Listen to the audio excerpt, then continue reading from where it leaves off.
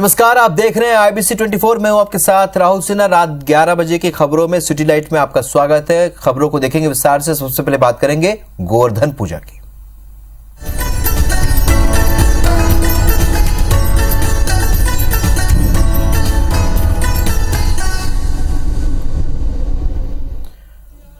तो ये 6 तस्वीर आप देख रहे हैं गोवर्धन पूजा की। सीएम शिवराज सिंह चौहान ने कुशाभाऊ ठाकरे सभागार परिसर में पत्नी साधना सूरी के साथ पहुंचकर वैदिक मंत्रोच्चार के बीच विधि विधान पूर्वक भगवान गोवर्धन की पूजा अर्चना की। इस दौरान सीएम गोवर्धन पूजा कार्यक्रम में पधारे लोक कलाकारों के साथ नृत्य का आनंद लेते नजर आए। तो जबलपुर, शाजापुर, खरगोन, ग्वालियर, पन्ना में भी यादव और दूसरे समाज के लोगों ने गोवर्धन पर्वत बनाकर गायों की पूजा अर्चना कर उत्साह के साथ गोवर्धन पूजा पर्व मनाया। इसके साथ ही बुंदेलखंड में दीपावली परंपरागत तरीके से मनाई जाती है। ढोलक की थाप पर, हाथों में मोर पंख लिए जगह जगह पर मुनिया जाति के लोग प्राचीन दीवारी नृत्य पर थिरकते नजर आए। तो ये 6 अलग अलग तस्वीर आप देख रहे हैं भोपाल, जबलपुर, शाजापुर, ग्वालियर, इसके अलावा खरगोन और पन्ना की, जहां पर गोवर्धन पूजा की धूम देखने को मिली। तो देश भर समेत मध्य प्रदेश में भी गोवर्धन पूजा का उत्साह देखने को मिला। प्रदेश के कई जगहों पर गोवर्धन की पूजा की गई।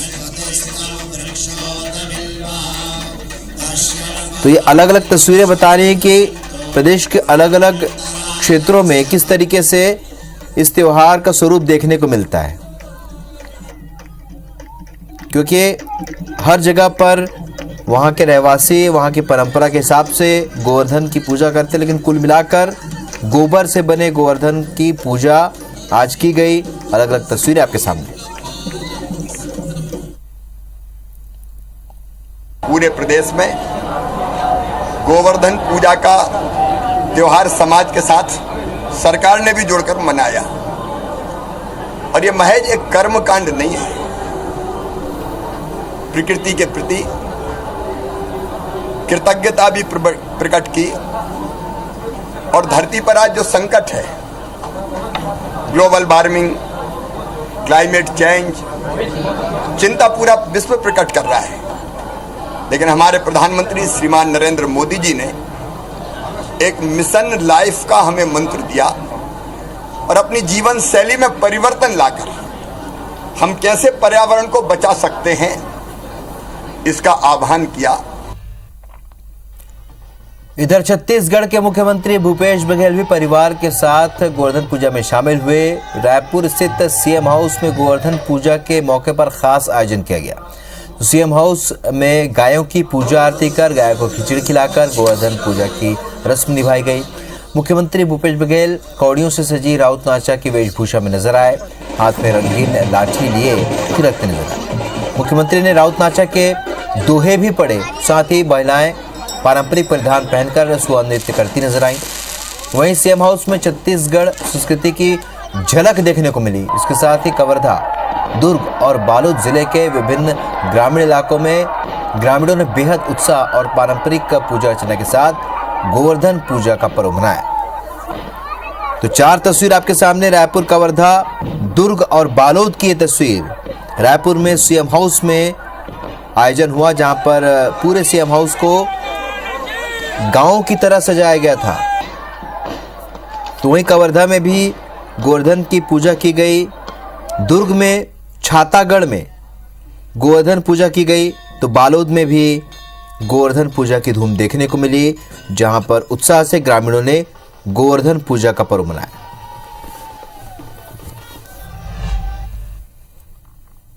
गोवर्धन पूजा, जिसमें गौ माता को जहां सोहे भी बांधते हैं और साथ ही साथ खिचड़ी भी खिलाते हैं। नए फसल के साथ खिचड़ी बनता है, जिसमें जिमीकंद भी रहता है, कुमड़ा भी रहता है, पेठा भी रहता है। वो सब की खिचड़ी बना के गौवंश हो चाहे भैंस वंश हो, सबको खिलाते हैं। प्रसाद के रूप में हम सब ग्रहण करते हैं। और उसके साथ साथ सुआ नृत्य है, राउत नाचा है, तो बहुत सारी परंपराएं हैं जिसके माध्यम से ये त्योहार हम छत्तीसगढ़ में मनाते हैं। इधर छत्तीसगढ़ में गौरा गौरी का त्योहार भी बड़े ही धूमधाम के साथ और परंपरागत ढंग से मनाया गया। गौरा गौरी के विसर्जन के लिए लोग परंपरागत ढंग से सज धज कर बाजे गाजे के साथ नाचते हुए सड़कों पर निकले और तालाब में इसका विसर्जन किया। राजधानी सहित पूरे प्रदेश में इसे लेकर लोगों में खासा उत्साह देखा गया। हमारे संवाददाता राजेश मिश्रा ने त्योहार की विशेषता को लेकर लोगों से बात की। पूरे छत्तीसगढ़ में गौरा गौरी का जो त्योहार है बहुत परंपरागत ढंग से मनाया जा रहा है। रायपुर सहित छत्तीसगढ़ के सभी जिलों में इसकी जो धूम है वो आज देखी जा रही है। दीपावली के समय ये त्योहार मनाया जा रहा है। आज गौरा गौरी के विसर्जन के लिए लोग यहाँ पर आए हैं। धनतेरस से लेकर के दीपावली तक के मनाया जाता है, गोवर्धन पूजा तक के। पहले हम लोग मट्टी लाने जाते हैं, चुरमाटी बोलते हैं उसको। चुरमाटी लाने के बाद में उसको रात में गौरी गौरा बना करके फिर उसको पूरा मोहल्ले में यात्रा निकाला जाता है। उसके बाद उसको ला करके गौरा चौरा में स्थापित किया जाता है। स्थापित करने के बाद में गौरी गौरा को विसर्जन के लिए निकाला जाता है। और ये मान्यता है इन व्यक्तियों को शादी नहीं हो रहता है, लड़की लड़कों का, वो अगर गौरा को सर में बोहे तो उनका निश्चित है कि उस साल शादी हो ही जाता है। तो छत्तीसगढ़ की परंपरा का ये अपना अलग रंग आपको यहाँ पर देखने को मिल रहा है और काफी उत्साह इस उत्सव को लेकर पूरे छत्तीसगढ़ में देखा जा रहा है। कैमरामैन अजय गुज्जर के साथ राजेश मिश्रा, IBC 24 रायपुर। 28 अक्टूबर से शुरू होने जा रहे छठ महापर्व को लेकर राजधानी भोपाल में तैयारियां शुरू हो गई। खास तौर पर घाटों में होने वाली पूजा को लेकर व्यवस्था की जा रही है। कैबिनेट मंत्री विश्वास सारंग ने आज घाटों का निरीक्षण किया और उन्हें सुधारने के लिए निर्देश दिए। तो मंत्री विश्वास सारंग ने बताया कि आस्था के पर्व को लेकर घाटों में व्यवस्था पूरी हो, इस बात का पूरा ध्यान रखा जा रहा है और पर्याप्त व्यवस्था करने के निर्देश दिए गए हैं। साथ ही इस बार घाटों के पास अस्थायी वॉशरूम की भी व्यवस्था की जाएगी ताकि पूजा करने आने वाली माताओं बहनों को परेशानी न हो। निरीक्षण के दौरान भोपाल महापौर मालती राय भी मौजूद रही। बता दें कि 28 अक्टूबर को नहाय खाए के साथ छठ पर्व की शुरुआत होगी और 19 अक्टूबर को खरना, 30 अक्टूबर को डूबते सूर्य को अर्घ्य और 31 अक्टूबर को उगते सूरज को अर्घ्य दिया जाए। पूजा के जो घाट हैं उनका निरीक्षण किया और छठ घाटों पर टेम्परेरी टॉयलेट बनाने के भी निर्देश दिए हैं, क्योंकि हमारी माताएं बहनें इसमें भाग लेती हैं और उनको किसी भी तरह की कोई दिक्कत ना आए, इसके भी निर्देश दिए। इधर खरगोन में दीपावली के तीसरे दिन पड़वा पर्व मनाया गया। जिले भर में अनेक आयोजन हुए। पड़वा पर्व में पशुधन की पूजा की जाती है, साथ ही कुश्ती का भी आयोजन किया जाता है। खरगोन के मंडलेश्वर, भानसेर और डाबरिया गांव में कुश्ती का आयोजन हुआ। चोली रोड पर पृथ्वी और घातक नाम के पाड़ों के बीच जमकर कुश्ती हुई। इधर ग्राम भानसेर में भी खरगोन के परशुराम यादव और संजय राजपूत के बीच भारी हुजूम के बीच जमकर टक्कर हुई, जिसमें परशुराम यादव ने जीत दर्ज की। वहीं खरगोन से सटे डाबरिया में भी पाड़ों की लड़ाई देखने को मिली। इस दौरान लड़ाई देखने के लिए लोगों की भारी भीड़ जमा हुई।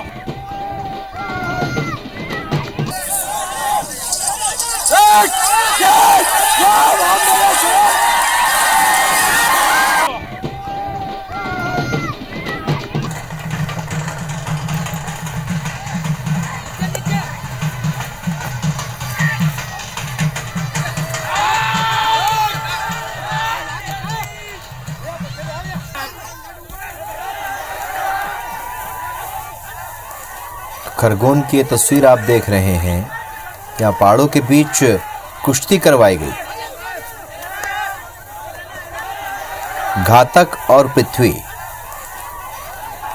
ये दोनों ही पहाड़ों की कुश्ती को देखने के लिए बड़ी संख्या में लोग यहाँ पहुंचे।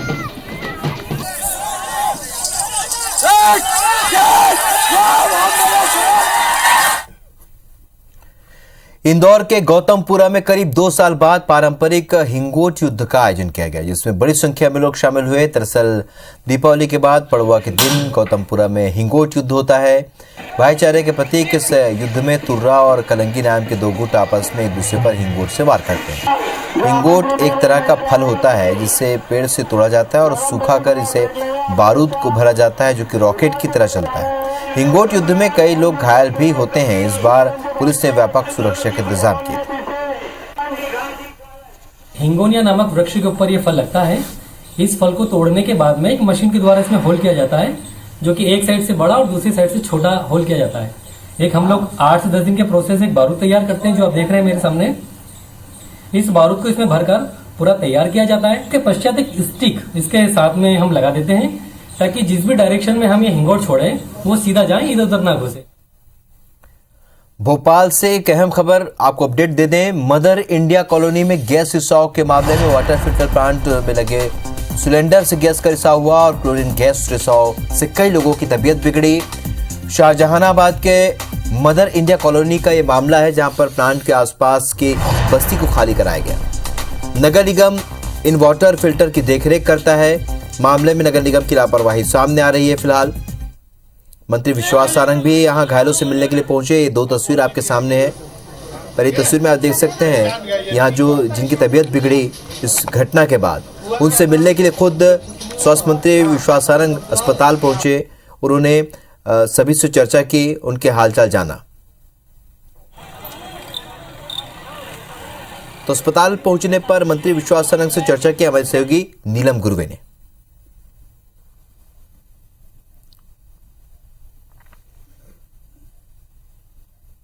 प्लांट में क्लोरीन गैस का लीकेज था और क्योंकि 900 लीटर का टैंक होता है, सिलेंडर होता है, उसमें से लीकेज था, पर उसको पानी में डालकर डाइल्यूट करने की जो एक प्रक्रिया है वो चल रही है। कुछ नीचे वाली बस्ती में लोगों को कुछ इरिटेशन हुआ था, वॉमिटिंग हुई थी। लोग हमीदिया हॉस्पिटल में थे, सभी स्टेबल हैं और हम प्लांट भी होके आए, महापौर भी हमारे साथ हैं, अधिकारी कलेक्टर कमिश्नर भी थे। एक तो ये सुनिश्चित किया गया है कि अब गैस लीकेज ना हो, क्लोरीन ना निकले, और जो नीचे की बस्ती में है जहाँ ये 6 लोगों को दिक्कत थी, वहाँ से भी लोगों को अलग किया है। स्थिति नियंत्रण में, ऐसी कोई दिक्कत नहीं है और मैंने कलेक्टर कमिश्नर दोनों से कहा है कि संपूर्ण जो विषय है इसकी जांच कराएं और जो भी दोषी होंगे उन पर कार्रवाई होगी। देखिए, लापरवाही इसलिए नहीं कह सकते कि सिलेंडर लगा हुआ था, सुबह 10 बजे से सिलेंडर लगा था और अचानक लीकेज हुआ है 5 बजे से। जैसे ही 5 बजे से लीकेज हुआ, पता चला, अधिकारियों ने तुरंत उसको पानी में डाला तो उसको रिफ्यूज कर सके और वो व्यवस्था हुई है। मैम, जांच के भी आदेश यहाँ पर दिए गए हैं। आज निश्चित ही, अभी तो पहले हम जो रिफ्यूज हो रहा है उसके लिए कंट्रोल करें और निश्चित ही अधिकारियों के साथ बैठ के क्यों ये घटना घटी, कौन ध्यान नहीं दे पाया, इसके लिए अपन जांच करवाई। सर, 6 पीड़ितों को यहाँ पर एडमिट करवाया गया था, क्या कुछ समस्या उनको हो रही थी और अब उनकी स्थिति क्या है? मुख्य रूप से जो गैस का रिसाव आंखों में लगा और जो श्वास नली में उसका असर आया, उसके चलते मरीजों को आंख में जलन और खांसी और कुछ लोगों को उल्टी जैसी समस्या के साथ यहाँ पे लाए गए थे और हीमोडायनेमिकली सभी पेशेंट स्टेबल थे जब आए थे और अभी उनकी समस्या काफ़ी कम हो गई इलाज जब से शुरू हुआ है और अभी सारे मरीज जो है 6 मरीज यहाँ पर हैं और सभी स्थिर हैं। जी बिल्कुल, तो जैसा कि हमें डॉक्टर आशीष गोयल ने बताया कि जो 6 मरीजों को यहाँ पर लाया गया था उनकी हालत जो है फिलहाल स्थिर है और उन्हें निगरानी में रखा गया है। बाकी कुछ लोगों को जो शिकायत हो रही थी वो भी दूर हो चुकी है। कैमरा पर्सन रमेश के साथ नीलम गुरवे, IBS 24 भोपाल। बात करेंगे श्योपुर की, जहाँ के ग्राम गढ़ी में रिश्तों को शर्मसार करने वाला एक मामला सामने है, जहाँ एक गर्भवती महिला के साथ उसके बहनोई ने बलात्कार किया। विरोध करने पर आरोपी ने महिला की पिटाई की, दांत भी तोड़ दिया। इतना ही नहीं, आरोपी ने महिला के गाल को दांत से काटकर अलग कर दिया। महिला का पति मजदूरी करने के लिए बेंगलुरु गया था। बीते मंगलवार रात 2 बजे मौका पाकर आरोपी संतोष पीड़िता के घर में दाखिल हो गया, जहां महिला के साथ दुष्कर्म किया और मारपीट की। पीड़िता ने छोटी बहन के साथ विजयपुर थाने में मामले की रिपोर्ट दर्ज कराई। फिलहाल पुलिस ने आरोपी को मामला के खिलाफ मामला दर्ज कर अरेस्ट कर लिया है। हरियादिया निवासी गढ़ी की है, जिसने रिपोर्ट की है कि उसका देवर या उसका जीजाजी करके कोई उसका रिलेटिव है, जिसने रात में 2 बजे के आसपास घर में घुस के उसके साथ जबरदस्ती बलात्कार किया और उसको शारीरिक चोट भी पहुंचाई है, जिसमें अपराध कायम किया गया है और पीड़िता को मेडिकल के लिए और 164 के कथन के लिए न्यायालय शुल्क भेजा गया है हॉस्पिटल में। सीधी जिले में कॉलेज छात्रा के रेप का मामला सुलझा भी नहीं है कि 65 साल की एक बुजुर्ग महिला से दरिंदगी के साथ गैंगरेप की घटना से सनसनी फैल गई। सिटी कोतवाली थाना क्षेत्र में 2 आरोपियों ने शराब पिलाकर एक महिला के साथ दरिंदगी करते हुए वारदात को अंजाम दिया। आरोपियों ने बुजुर्ग महिला के प्राइवेट पार्ट को भी नुकसान पहुंचाया और गंभीर हालत में पीड़ित महिला को कड़ी सुरक्षा के बीच जिला अस्पताल लाया गया, जहां पर उपचार जारी है। वहीं इस पूरे मामले में सीधी पुलिस ने 2 आरोपियों को हिरासत में लिया है और पुलिस के मुताबिक पीड़ित और आरोपी पहले से परिचित हैं। फिलहाल आरोपियों से पूछताछ की जा रही है।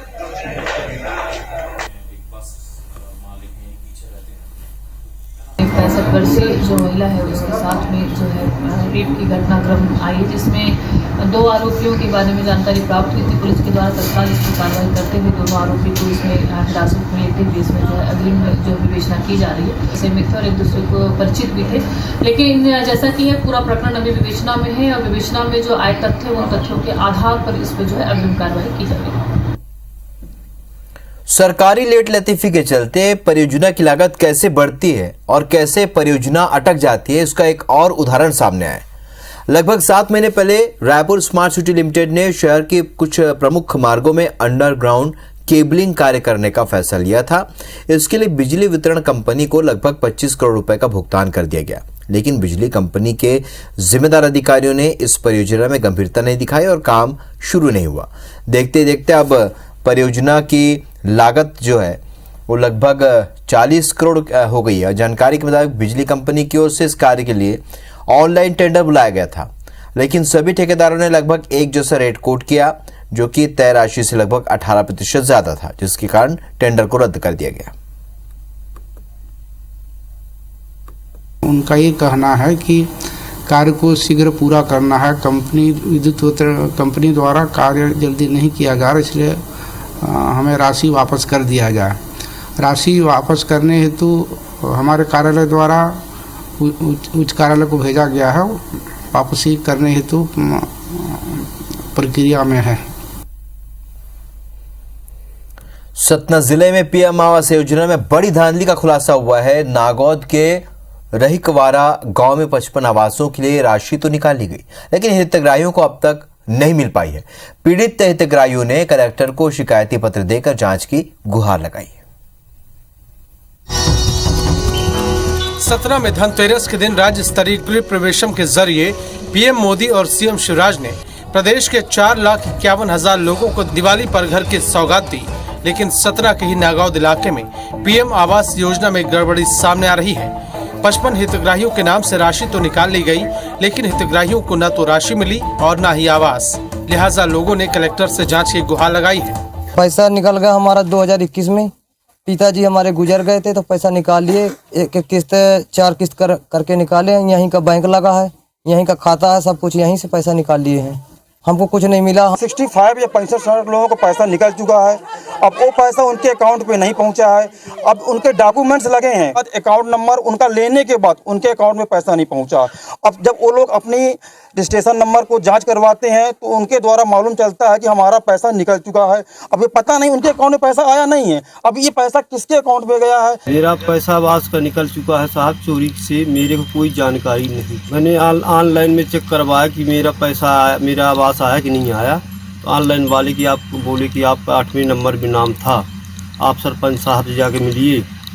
फिर मैंने वहाँ पता लगाया, कहना आपको पैसा निकल गया। फिर ऑनलाइन से मैंने पर्ची निकलवाया तो मेरा पैसा उसमें। दरअसल हितग्राही तो वही है, मगर राशि उनके नाम पर किसी और के अकाउंट के जरिए निकाल ली गई। 1,20,000 रुपए के हिसाब से 55 हितग्राहियों के 66 लाख रुपए किसी ने खुर्द-बुर्द कर दिए। मामले में प्रशासन जांच की बात कह रहा है। रहिकवारा का मामला आया था जहां आवास उसकी जांच कर रहे हैं, उसमें जो भी जिम्मेदार होगा उस पर कार्रवाई होगी। पीएम आवास योजना में सरपंच, सचिव और रोजगार सहायकों पर कमीशन खोरी के आरोप लगते रहे हैं, लेकिन अब पूरी की पूरी राशि के गबन का मामला बेहद गंभीर है। मृदुल पांडे, IBC 24, सतना। और खाता नंबर, आधार। छत्तीसगढ़ युवा कांग्रेस के प्रदेश अध्यक्ष के पद पर आकाश शर्मा निर्वाचित हुए हैं। आज उन्हें युवा कांग्रेस के राष्ट्रीय अध्यक्ष BV श्रीनिवास ने नियुक्ति पत्र सौंप दिया। मुख्यमंत्री भूपेश बघेल ने ट्वीट कर आकाश शर्मा को बधाई दी। मुख्यमंत्री ने अपने ट्विटर हैंडल पर लिखा कि आपके नेतृत्व में प्रदेश के युवाओं के मुद्दे बुलंद होंगे, ऐसी आशा करता हूं। बता दें कि पिछले दिनों छत्तीसगढ़ में युवा कांग्रेस का चुनाव हुआ था, जिसमें आकाश शर्मा को सबसे ज्यादा 6 लाख से भी ज्यादा वोट मिले थे।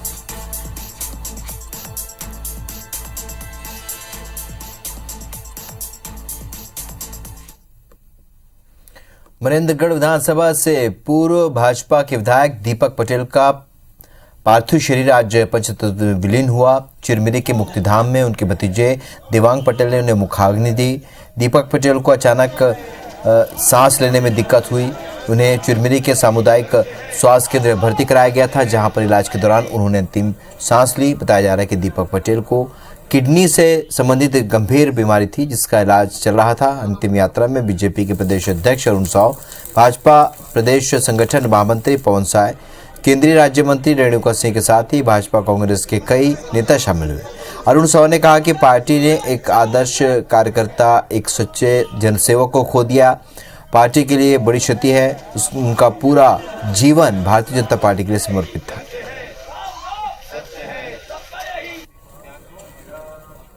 ऐसे एक हमने अपने एक सच्चे साथी को, एक कर्मठ कार्यकर्ता को, एक आदर्श कार्यकर्ता को, एक सच्चे जनसेवक को हमने खोया है।